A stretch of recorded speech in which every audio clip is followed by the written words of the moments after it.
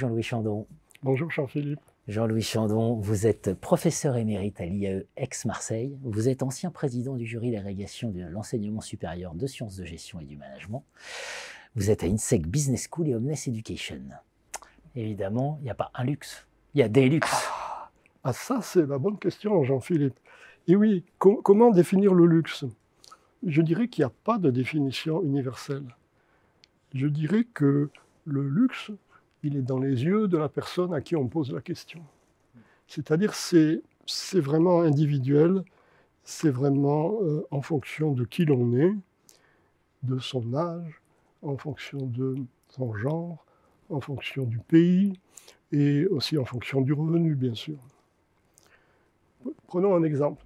Imaginons une jeune avocate qui vient de faire sa première plaidoirie avec succès. Elle a envie de se faire un cadeau à elle-même. Qu'est-ce qu'elle fait? Elle va chez Maubuisson, elle s'achète un beau collier. Bon, c'est du luxe, mais c'est quand même du luxe relativement abordable pour le luxe qu'on se donne à soi-même.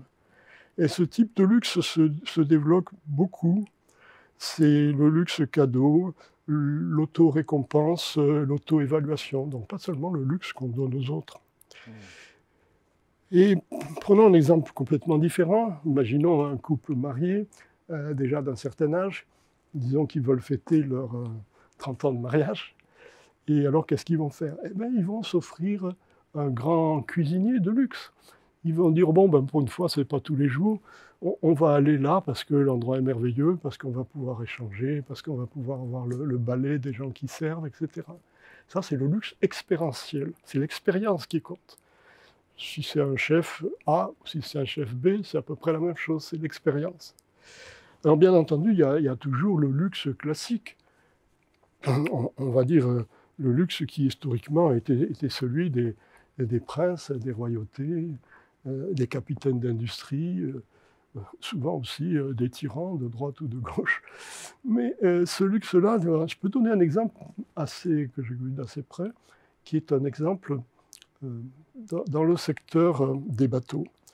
Prenez un grand armateur qui a réussi extrêmement bien, et donc il veut un nouveau yacht. Bon, il veut un nouveau yacht, mais il faut qu'il soit plus grand que tous les autres, il faut qu'il soit plus beau, il faut qu'il puisse emmener tous ses clients, et en plus quelques membres de la Jet Society.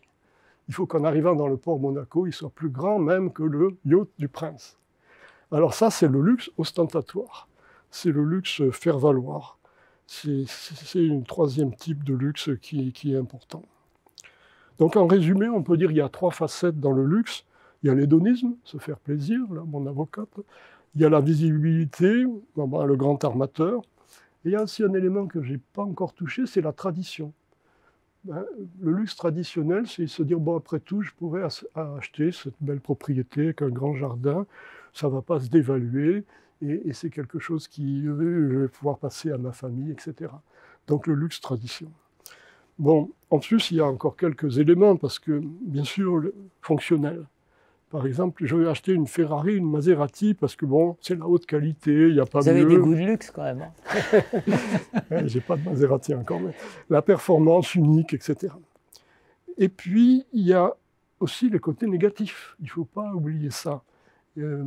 Beaucoup de gens, même des acheteurs du luxe, et peut-être, je vais dire, même surtout les acheteurs du luxe, ont quelques remords. Ils disent, ouais, mais c'est quoi, qu'est-ce que j'ai fait là? C'est du gaspillage, c'est ostentatoire, c'est superficiel, c'est immoral, il y a tant de gens qui n'ont rien. Je suis en train d'insulter les pauvres et de polluer la planète. Donc, il y a à la fois du positif et du négatif, c'est-à-dire que de l'attrait pour du luxe, de bonnes raisons d'acheter du luxe, et en même temps, des considérations négatives. Merci à vous, Jean-Louis Chandon. Merci beaucoup.